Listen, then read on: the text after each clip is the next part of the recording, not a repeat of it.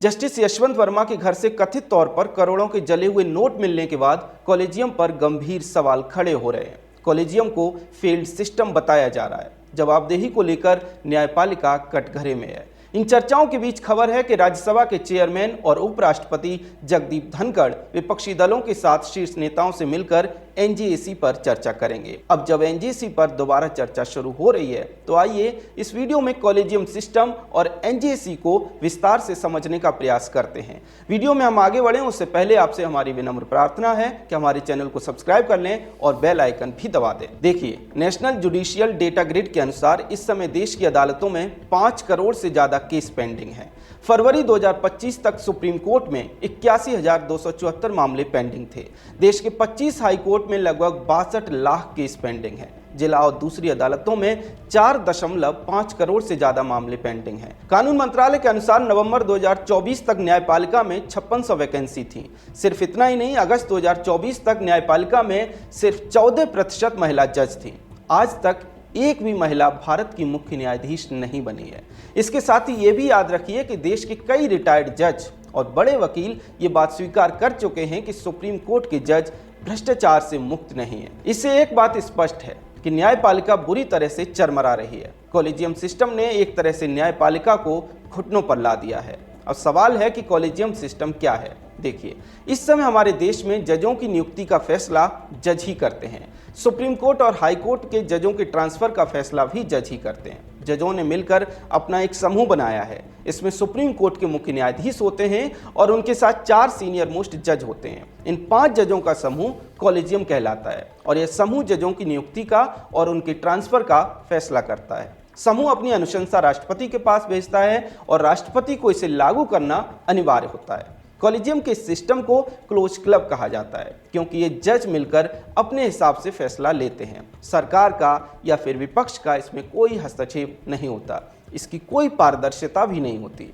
ऐसे में इस व्यवस्था पर लंबे समय से गंभीर सवाल उठते रहे हैं। दरअसल आरोप लगता है कि इस व्यवस्था से न्यायपालिका में परिवारवाद, भाई भतीजावाद को बढ़ावा मिलता है, भ्रष्टाचार को बढ़ावा मिलता है और न्यायपालिका की कोई जवाबदेही नहीं होती। उदाहरण के लिए जस्टिस धूलिया और जस्टिस पारदीवाला को कई सीनियर जजों को दरकिनार करके सुप्रीम कोर्ट में नियुक्त किया गया। धूलिया को 23 मुख्य न्यायाधीशों को दरकिनार करके पदोन्नत किया गया, जबकि पारदीवाला को 25 हाईकोर्ट जजों के ऊपर चुना गया।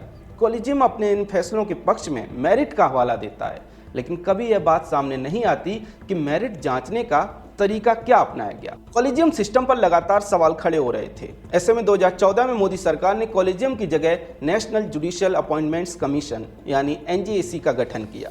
सरकार ने इसमें 6 सदस्यों को रखने का प्रावधान किया। 6 सदस्यों में से 3 जज थे, 1 कानून मंत्री और 2 प्रतिष्ठित व्यक्तियों को रखने का नियम बनाया गया। एनजेएसी के कानून पर पूरी संसद एक थी। यहां तक कि कांग्रेस पार्टी ने भी इसका खुलकर समर्थन किया था। सर्वसम्मति से एनजेएसी का कानून संसद से पास किया गया था, लेकिन न्यायपालिका को यह पसंद नहीं आया। सुप्रीम कोर्ट ने न्यायपालिका की स्वतंत्रता का हवाला देते हुए अक्टूबर 2015 में एनजेएसी को रद्द कर दिया और कॉलेजियम सिस्टम को बनाए रखा। सवाल है कि एनजेएसी में 3 जज थे, फिर भी न्यायपालिका की स्वतंत्रता का हनन कैसे होता? क्या इस स्वतंत्रता के नाम पर जवाबदेही से बचना नहीं हुआ? देश संविधान से चलता है और संविधान की मूल आत्मा संसद है। संसद में बैठे हुए सदस्य हैं जिन्हें देश की जनता चुनकर भेजती है। उस संसद ने सर्वसम्मति से जो पारदर्शी फैसला किया था, कोर्ट ने उसे पलटकर अपने क्लोज क्लब को क्यों चुना? याद रखिए, संविधान निर्माता कभी नहीं चाहते थे कि जजों को जज चुने, बल्कि वे चाहते थे कि जजों की नियुक्ति राष्ट्रपति करें। 24 मई 1949 को संविधान सभा ने चीफ जस्टिस की नियुक्ति कैसे हो, इस पर चर्चा की। इस दौरान डॉक्टर अंबेडकर ने स्पष्ट कहा कि चीफ जस्टिस भी कोई एक व्यक्ति होगा। उसकी अपनी कमियां हो सकती हैं, उसकी अपनी भावनाएं हो सकती हैं, उसके अपने पूर्वाग्रह हो सकते हैं, जैसे किसी भी आम आदमी के होते हैं। इससे स्पष्ट है कि संविधान के निर्माता नहीं चाहते थे कि जजों को सिर्फ जज चुने। इसलिए उन्होंने संविधान के आर्टिकल 124 और 217 में प्रावधान किया कि राष्ट्रपति जजों से चर्चा करके, जिसमें मुख्य न्यायाधीश से चर्चा जरूर की जाएगी, जजों की नियुक्ति और ट्रांसफर करेंगे।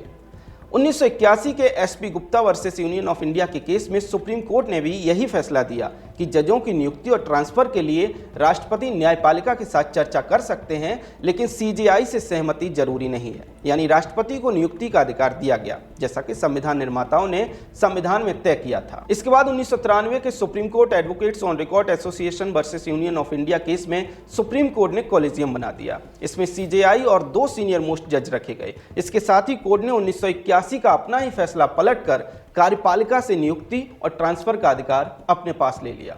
1998 में सुप्रीम कोर्ट ने कॉलेजियम में 2 सीनियर मोस्ट जज की जगह 4 सीनियर मोस्ट जज कर दिए। इसके साथ ही कहा कि संविधान में जो कंसल्टेशन की बात है उसका अर्थ कॉलेजियम की सहमति से है। तब से लेकर 2014 तक वही कॉलेजियम व्यवस्था बनी रही।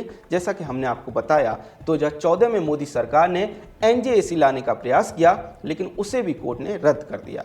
ऐसे में सवाल उठ रहे हैं कि एक निष्प्रभावी कॉलेजियम के पक्ष में न्यायपालिका क्यों खड़ी है। एक ऐसी व्यवस्था जिसने इतने दशकों तक न्यायपालिका को बेहतर नहीं बनाया, उसे क्यों पकड़ कर रखा गया है। अब एक सवाल और आता है कि दुनिया के दूसरे लोकतांत्रिक देशों में जजों की नियुक्ति कैसे होती है। देखिए, अमेरिका में फेडरल जजों की नियुक्ति राष्ट्रपति करते हैं। फेडरल जजों को भारत में सुप्रीम कोर्ट और हाई कोर्ट के जज की तरह समझ सकते हैं। ऐसे में अमेरिका में जजों की नियुक्ति में जजों की कोई भूमिका नहीं होती।